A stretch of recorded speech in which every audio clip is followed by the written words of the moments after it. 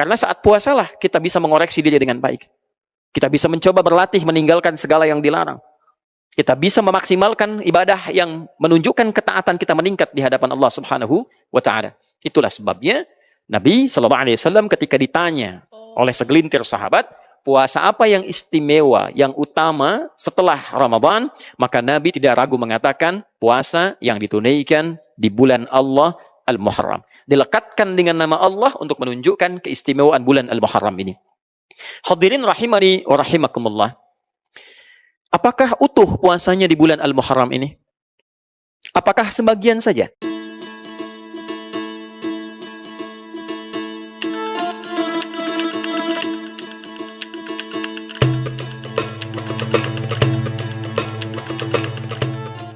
Hadirin, Al-Imam Al-Bukhari mendokumentasikan satu riwayat yang kemudian dikuatkan juga oleh Al-Imam Muslim rahimahumallahu ta'ala.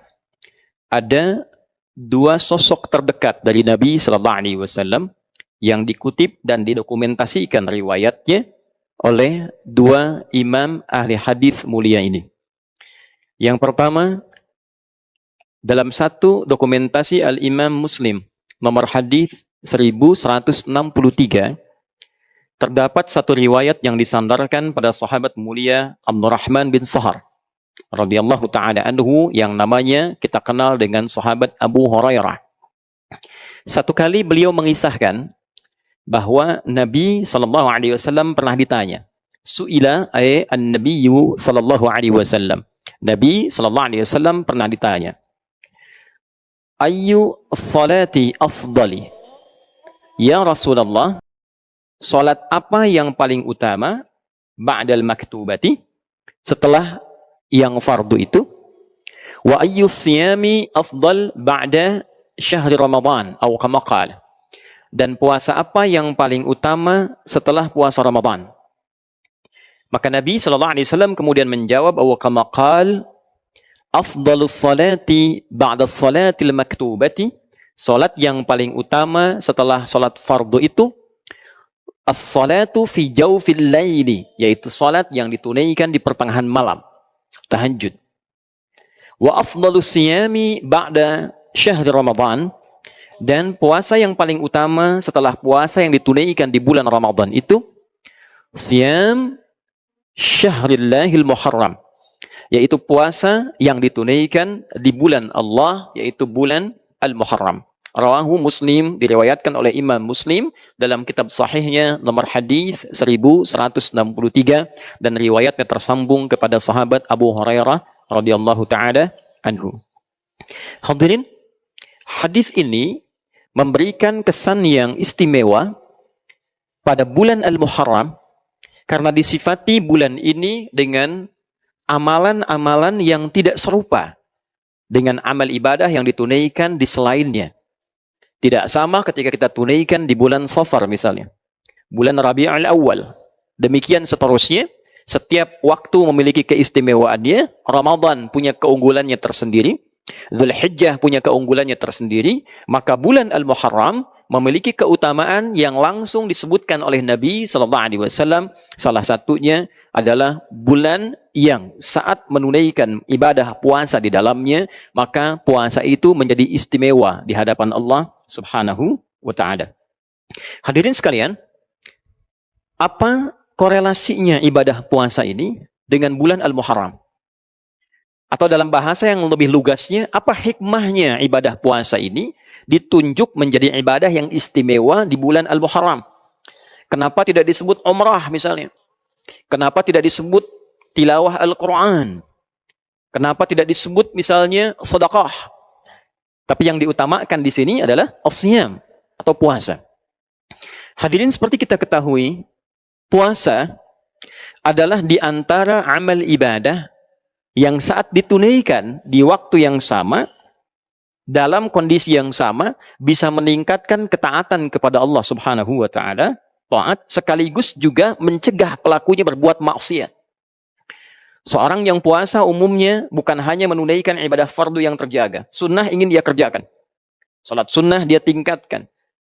Bacaan Al-Quran dia tingkatkan. Sedekah dia tingkatkan. Dan inti pada puasa, ini yang paling penting adalah, ibadah ini memiliki kesan yang istimewa karena mampu dengan menunaikannya secara benar, dapat mengendalikan nafsu, syahwat manusia, sehingga berpotensi ia meninggalkan perbuatan-perbuatan maksiat dan mencegah perbuatan terlarang di kemudian hari. Seseorang yang menunaikan puasa, tentu tidak akan ia mengorbankan puasanya dengan berdusta. Tentu tidak akan terdorong dirinya untuk mencela. Akan menahan tangannya untuk mencuri. Akan menahan sikapnya untuk mengerjakan selalu perbuatan-perbuatan yang mulia saja. Itulah siyam. Itulah fadilah menunaikan ibadah puasa. Dan dengan inilah kemudian para ulama seringkali memberikan highlight, garis bawah, bahwa dengan menunaikan ibadah puasa itu, kita mampu mengendalikan diri. Inti puasa, pengendalian diri. Inti puasa, pengendalian nafsu. Seseorang yang mampu mengendalikan nafsunya, maka ia akan mampu mencegah dirinya berbuat maksiat. Itulah sebabnya nafsu ketika disebut dengan fujur di antara namanya, lawannya adalah takwa. Wa nafsi wa ma sawwaha fa'alhamaha fujuraha wa taqwaha. Tujuan puasa mengendalikan nafsu, meningkatkan takwa. Itulah sebabnya ketika 30 hari atau 1 bulan kurang lebih kita menunaikan ibadah puasa Ramadan, tujuan terbesarnya adalah meningkatkan takwa, mengendalikan nafsu. Ya ayyuhalladzina amanu kutiba alaikumus syiyam kama kutiba alal ladzina min qablikum la'allakum tattaqun. Dengan menunaikan puasa itu diharapkan takwanya meningkat. Bila takwa sudah meningkat, otomatis nafsunya ditekan. Bila takwa meningkat, taatnya naik. Maka maksiatnya ditekan. Maksiat itu cenderung mendorong pelakunya untuk berbuat sesuatu yang terlarang. Perbuatan yang terlarang dalam syariat disebut dengan muharram. Mencuri terlarang, maka mencuri itu muharram. Minum khamar, miras antika itu muharram. Korupsi itu muharram. Berdusta itu muharram. Hukum yang melekatkan pada setiap perbuatan yang dilarang, hukumnya disebut dengan haram namanya. Mencuri itu muharram. Hukumnya haram. Korupsi itu muharram. Hukumnya haram. Bila kita ingin berlatih meninggalkan segala yang dilarang itu, dan memulai pada waktunya kita untuk mempraktekkan itu, di waktu ini saya ingin meninggalkan segala yang dilarang. Maka rumusnya di antaranya dalam bahasa Arab, tambahkan al pada nama kalimatnya. Sesuatu yang dilarang muharram, tambahkan al disebut dengan al-muharram. Maka bulan pertama dalam penanggalan Hijriyah dinamakan dengan Al-Muharram, bukan sekedar ingin mengabadikan nama itu yang memang sudah ada semenjak di zaman jahiliyah, dan jadi konsensus, kesepakatan bahwa bila tiba waktu itu, bulan Al-Muharram itu, maka setiap masyarakat berlatih. Setiap masyarakat mencoba meninggalkan segala yang dilarang. Disepakati oleh masyarakat pada masa itu. Anda bayangkan zaman jahiliyah saja, kalau sudah masuk Al-Muharram, sudah viral dari masa-masa sebelumnya. Jangan bertengkar. Jangan saling membunuh. Jangan saling menyakiti. Itu ada konsensus. Maka Islam datang mengukuhkan itu, sekaligus memberikan satu sinyal isyarat bahwa tidak ada perbedaan syariat zaman-zaman Nabi sebelumnya yang ditutup disempurnakan oleh Nabi Muhammad SAW. Itulah sebabnya ketika satu di antara bulan Hurum disinggung dalam Al-Quran, di surah ke-9 At-Taubah, di ayat ke-36, ketika Allah mengatakan, Inna iddatasy syuhuri indallahi 12 syahran fi kitabillah, yauma khalaqas samawati wal arda, minha arba'atun hurum. Dzalika ad-dinul qayyim, fala tadhlimu fihinna anfusakum. Sungguh, Allah menegaskan jumlah bilangan bulan yang Allah telah tetapkan sejak mencipta langit dan bumi itu, yang mengiringi perjalanan waktu kita setahun ada 12 bulan. Dari 12 itu ada 4 bulan yang terhormat, bulan Hurum. Bulan kita menjaga diri, menjaga kehormatan, mengevaluasi, meninggalkan maksiat. Itulah ketentuan agama yang benar. Maka bila telah tiba di 1 bulan itu, maka jangan sampai kita melakukan perbuatan-perbuatan yang terlarang. Jangan menzalimi diri. Lisan itu fungsinya bicara yang baik. Ketika lisan digunakan pada yang tidak baik, itu zalim namanya. 4 bulan ini, 3 berurutan kata Nabi. Thalatha mutawaliyah. Dzulqa'dah, Dzulhijjah, Al-Muharram. Lalu yang keempat bulan Rajab. Bulan yang ke-7 itu yang kita ketahui. Hadirin, bila kita rangkai seluruh uraian ini, ternyata Al-Muharram bukan menjadi penanda awal pergantian satu waktu dalam penanggalan Islam. Tapi Al-Muharram juga komitmen kita untuk memulai hari baru, tahun baru, waktu yang baru, dengan keadaan yang baru yang lebih baik. Bagaimana cara menjadi baik itu? Berhijrah. Apa esensi hijrah itu? Maka dalam hadis riwayat Al-Bukhari diisyaratkan oleh Nabi SAW, esensi hijrah itu meninggalkan segala yang dilarang oleh Allah dan Rasulnya. Yang haram-haram. Maka kalendernya Hijriyah, bulannya Al-Muharram, perbuatannya koreksi diri kita, evaluasi diri kita untuk mencoba meninggalkan segala yang dilarang oleh Allah dan Rasulnya. Tidak ada cara yang terbaik untuk bisa mengoptimalkan itu dan pesan-pesan yang istimewa tadi, kecuali salah satu amalan efektifnya dengan menunaikan ibadah puasa. Karena saat puasalah kita bisa mengoreksi diri dengan baik. Kita bisa mencoba berlatih meninggalkan segala yang dilarang. Kita bisa memaksimalkan ibadah yang menunjukkan ketaatan kita meningkat di hadapan Allah Subhanahu wa Ta'ala. Itulah sebabnya Nabi SAW ketika ditanya oleh segelintir sahabat, puasa apa yang istimewa, yang utama setelah Ramadan, maka Nabi tidak ragu mengatakan puasa yang ditunaikan di bulan Allah Al-Muharram. Dilekatkan dengan nama Allah untuk menunjukkan keistimewaan bulan Al-Muharram ini. Hadirin rahimani wa rahimakumullah. Apakah utuh puasanya di bulan Al-Muharram ini? Apakah sebagian saja? Para ulama ada yang mengatakan karena Nabi menyebutkan bulan Al-Muharram, maka ada yang menghukumi silahkan.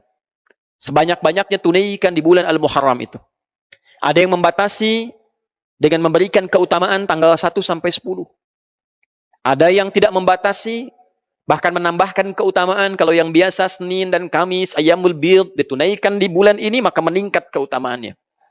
Ada juga di antara penanggalan ini satu tanggal yang istimewa disepakati oleh ulama tanpa perbedaan dan riwayatnya tersambung pada sosok mulia lingkup A1 dari Nabi sallallahu alaihi wasallam, satu di antara istri Nabi sallallahu alaihi wasallam, Ummul Mukminin, ibunda kita semua, Sayyidah Aisyah radhiyallahu taala anha.